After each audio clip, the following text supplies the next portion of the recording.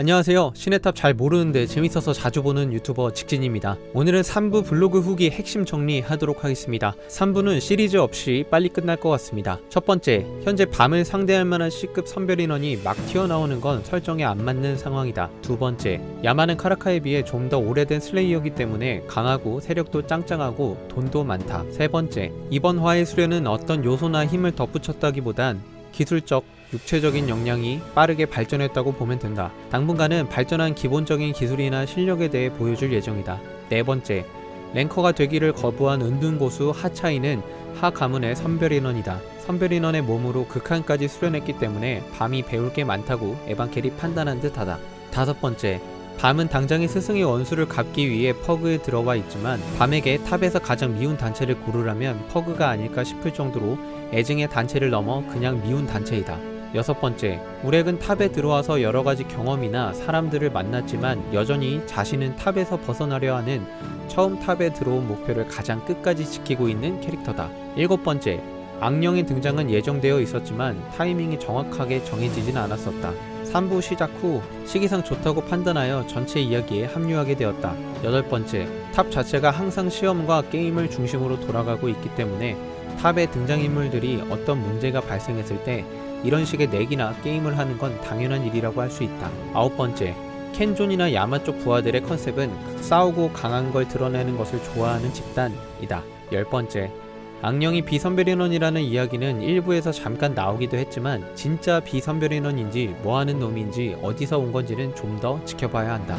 11번째, 밤은 평범한 선별인원이랑 전투를 붙이는 건 좀 힘든 레벨이기 때문에 악령이나 자아대의 공주, 주술사 등 이런 특별한 선별인원들이 종종 나오게 될 것이다. 12번째, 이번 화에 나온 밤의 새로운 기술은 전반적인 파워업의 기반이 되는 테크닉이다. 이 기술은 몇몇 타고난 성질들만 가능한 기술이며 이 정도로 극대화시킬 수 있는 건 밤이 절대적으로 특화되어 있기 때문이다. 유한성은 자신의 이론을 완벽히 구현해내는 밤을 보고 짜릿해했을 것 같다. 13번째, 작가님은 어벤져스 마지막 편을 보고 긴 흐름을 성공적으로 이어오며 끝을 본 영화였다며 감동과 존경심을 표현했다. 제 개인적으로는 둥지 전투의 시작이 어벤져스 같은 느낌을 참고하지 않았나 싶기도 하다. 14번째, 창의 죽음은 랭커와 선별인원의 힘, 테크닉의 차이가 어이없는 죽음이나 결과를 가져오는 듯한 연출로 가보려고 했다. 허무하게 느낄 수 있지만 이게 좀 더 리얼한 선별인원과 랭커 간의 전투다. 15번째, 카라카는 부하들에겐 꽤 따뜻한 남자다. 카라카에 대한 이야기는 나중에 꼭 나와야 하기 때문에 여러모로 궁금증을 가져주면 좋겠다. 16번째, 카라카는 스승님의 빈자리를 생각보다 많이 느끼고 있다. 밤을 챙겨주게 된 것도 밤에 대한 호감보다는 스승이 지키려고 했던 것을 자신이 지켜야 한다는 감정이 큰 느낌이다. 다만 카라카가 가시의 힘을 얻고 싶어하는 건 지금이나 그때나 비슷하다. 카라카에 대해선 분명하게 나중에 더 자세히 다룰 기회가 올 것 같다. 17번째, 밤이 사용하는 공파술들의 기본은 하진성이 가르쳐준 것이기 때문에 어떻게 사용하든 카라카와 거의 원류가 같다. 카라카는 공파술을 잘 안 사용하지만 접근전이 약하진 않다. 다만 생존율을 높이고 체력을 덜 쓰는 방향으로 전투 스타일을 변화시켰다. 18번째, 쿤의 새로운 능력은 서포트 입장에선 굉장한 수준이다. 쿤이 직접 전투하시기를 바라는 독자분들도 많지만 일단 좀 더 등대지기에 맞는 능력을 먼저 주고 싶었다. 엔나코어라든지 빙결, 쿤이 랭커들이랑 싸우기엔 아직 많이 부족하다. 19번째, 루엘몬은 창지기와 탐색꾼을 겸업하고 있는데 포지션 겸업은 랭커쯤 되면 멀티플레이가 가능하지만 루엘몬처럼 창지기와 탐색꾼을 완벽하게 겸업하는 경우는 드물다. 루엘몬이 이번에 쏜 고대종의 창은 이후로도 나올 예정인 것 같죠? 라고 하셨다. 20번째, 루엘몬의 창을 맞고도 살 수 있었던 것은 둠이 의태로 맞은 부분을 변화시켰기 때문이다. 창지기 포지션이 뛰어나면 실력이 뛰어난 적을 스나이핑할 수 있다는 장점이 나온 화가 아닐까... 21번째, 대신자는 징그럽게 생겼는데 작가님도 그리면서 힘들었다. 미남 캐릭으로 만들까 했는데 뻔한 패턴인 것 같아 재수없는 느낌을 선택했다고 한다. 입냄새가 난다고 했지만 냄새나는 사람은 아니다. 22번째, 사실 여기까지만 하고 다음 편에 마무리 지으려 했는데 어제 올린 영상의 좋아요가 1000개 정도가 되는 바람에 그냥 3부 한 번에 정리하자라고 마음먹고 끝까지 달리는 중이다. 여러분의 좋아요가 노출에 큰 영향을 미치고 그로 인해 제게 큰 힘이 된다는 점을 말씀드리고 싶습니다. 늘 감사합니다. 이어갈게요. 23번째, 쿤의 불꽃의 파워업은 선별인원이 랭커를 상대할 정도가 되는 그런 수준이 아니라 기존 능력 기반의 파워업 수준이다. 부활, 능력도 죽은 자를 살리는 게 아닌 생명력이 붙어있는 자에 한해 가능하다. 24번째, 밤이 의태하는 견종 랭커를 무릎 꿇렸지만 랭커라고 다들 똑같은 랭커도 아니고 상성도 있을 뿐더러 이번 적은 의퇴를 하지 않아서 이번 내용만으로 밤은 랭커를 제압 가능하다 라고 말하기는 어렵다. 그래도 확실한 건 밤은 랭커들에게 충분히 위협적이다. 가시를 사용하게 되면 의퇴한 견종 랭커라고 해도 밤을 이길 수 있다고 자신하기는 힘들겠다. 공격력 하나만큼은 대단한 수준에 다다르고 있다. 역시나 양쪽 입장을 다 얘기하며 파워 밸런스 조정을 하고 있습니다. 25번째, 가도가 끼어들어 전투가 중단됐지만 가도가 끼어들지 않고 계속 갔어도 밤에게 숨겨놓은 패가 많아 결과가 뒤집어지진 않았을 것이다. 26번째, 야마를 칭하는 명칭은 개의 우두머리도 고려해봤지만 개의 왕이 확 와닿는 느낌이 나와서 개의 왕으로 결정했다. 탑 전체에서 왕이란 명칭은 자아드의 것이기는 하지만 이런 식으로 탑의 어떤 집단이나 종족, 나라의 왕이라 지칭하는 존재들이 있기도 하다. 27번째, 작가님 개인적으로 쿤 주변 은하의 불꽃 능력은 쿤이 가지게 되었다기보다 쿤이 감당하게 되었다라는 느낌으로 가져가려 한다. 나중에 문제가 될 수 있다는 연출도 가져가 보려 했지만 에피소드의 포인트가 아니기 때문에 능력 중심으로 스토리를 펼치게 됐다. 28번째, 사실 둠이 전성기라면 야마가 꽤 애를 먹었을 것이지만 지금은 그런 상황이 아니라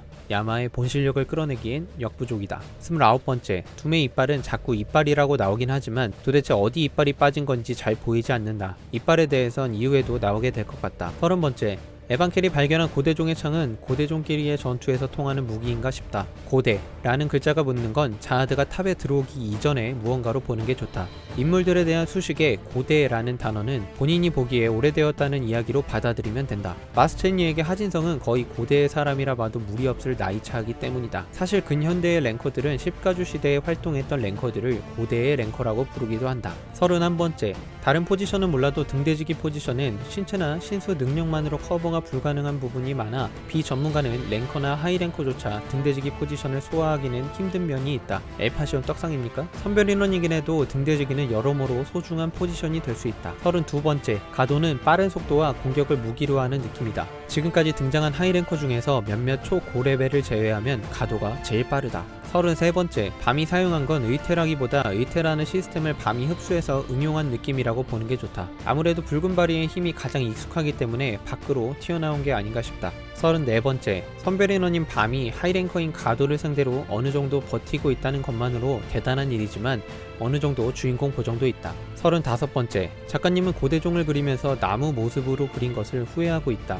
그리기가 복잡하다고 한다. 야마의 완전 의퇴는 끝이 아니라 완전 의퇴의 시작인 느낌이다. 견족은 동물이라기보단 동물의 특징을 가진 전투적으로 우월한 인간에 가깝다는 느낌이다. 36번째, 가도의 발이 잘리는 건 조금 오버스펙 기운이 있지만 가시도 그렇고 붉은 바리도 그렇고 단순 설정이나 스펙으로 보면 지금보다 더 강한 연출이 나와도 이상할 것은 없다. 37번째, 퍼그의 원로라는 존재는 워낙 오랫동안 랭커들을 상대하기도 했고 경험도 충분하기 때문에 실력차를 떠나 현재 케이지의 인물들을 좀 낮춰보는 경향이 있다. 모든 상황을 제외하고 파워 대 파워로만 따지면 딱히 에반킬이나 완전의퇴 야마가 케렐람에게 뒤처진다 하기 힘들다. 그러나 케렐람은 운명을 본다는 이점도 있고 사용할 수 있는 패나 경험이 많은 편이다. 에반켈도 방어에 집중하느라 제대로 공격에 나서지 않았다. 야마도 완전하게 의퇴를 하게 된 모습은 아직 나오지 않아서 미지수다. 설정상 모든 조건을 배제하고 파워로 비교하면 야마 에반켈 조합이 케렐람에 뒤지지 않는다. 38번째, 사단장 혼자면 웬만한 랭커들 사이에서 무쌍을 찍고 다녀도 될 정도다. 야마는 강하지만 야스라차에겐 상성이 안 좋은지도 모르겠다. 39번째, 최근 하이랭커들이 자주 나오다 보니 유리의 출연을 바라시는 분들이 계신 것 같은데 아직 유리가 나올 타이밍은 아니다. 40번째, 단순 비교로 화이트가 밤보다 약하다고 말할 수는 없겠지만 칼라반을 상대로 상처를 줄 수 있는 가능성이 있어서는 밤의 한방이 꽤 커 보이기도 한다. 41번째, 밤 델리트의 전투는 밤이 우위를 정했고 가시에 힘없이 이루어진 결과라는 점은 꽤 흥미롭지만 밤과 랭커 간의 부등호가 성립하기는 힘들다는 점 또한 사실이다. 쿤 라크의 보조 같은 여러가지 여건들을 사족으로 붙이고 있는 점이 그런 부분을 조금 강조하고 싶은 마음에 들어간 포인트였는데 그런 부분들이 부자연스러웠다면 작가 본인의 실력이 부족한 탓이라고 하셨다. 42번째, 선별인원들에게 랭커는 넘사벽이지만 비선별인원 밤에게 이제 가시권이다. 43번째, 회상에 나온 대장은 왕난이랑 비슷해 보인다. 왕난이랑 좀 비슷해 보이기도 하고 숨겨진 층에 자아드와도 닮은 구석이 있어. 어떤 존재인지 기대해주면 좋겠다. 44번째, 대장이라는 자와 자아드는 어느 정도 동일한 운명을 예측하고 있었던 것 같다. 케렐람은 그 운명의 편린이랄까? 그런 부분들을 봤기 때문에 야마 야스라차가 만나는 일이 벌어지지 않았나 싶다. 45번째, 차와 도원이 가는 길이 결정적으로 갈리게 된 건 공인을 지키는 사람들의 마인드가 달랐기 때문이다.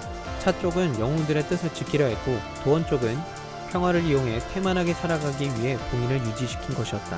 46번째, 케렐람이 제대로 움직일 수만 있었어도 모군단이나 야스라차가 밀려야 되는 전황인데 위대한 자하드님이 케렐람에게 밸런스 패치를 해줬다. 이번 전투의 최고 공로자는 자하드인 듯하다. 47번째, 이번 전투는 여러 변수들이 터졌고 에반켈이나 야마에겐 불리한 상황이었기에 어떤 승패가 나왔다고 말하기엔 좀 이른감이 있다. 아마 다음 전투가 승패를 말할 수 있는 전투들이 되지 않을까 싶다. 48번째, 당분간 후기에서 본편 내용에 대한 비중을 줄이려 한다. 아무래도 본편에 대한 해석의 자유도가 낮아지는 듯 해서이다. 49번째, 시네탑 세계관에서 성별 인원이 랭커를 이긴다는 건 종이 다르다는 인증을 하게 되는 것이다. 50번째, 집화장은 가주라는 명칭을 좀 더 독보적으로 보이기 위해 좀 다른 명칭으로 해보자 해서 결정됐다. 3부 최신화까지 후기 정리 마쳤습니다. 이제는 주요 인물들을 분석하고 떠돌아다니는 설정들을 모으고 제 뇌피셜도 첨가되어 있는 영상들이 올라올 예정입니다. 컨텐츠 특성상 1일 1영상은 아마 오늘부로 마지막이 되지 않을까 싶지만 힘 닿는 대로 노력해보도록 하겠습니다. 8,000명의 구독자분들 너무나 감사드립니다. 직진이었습니다. 감사합니다.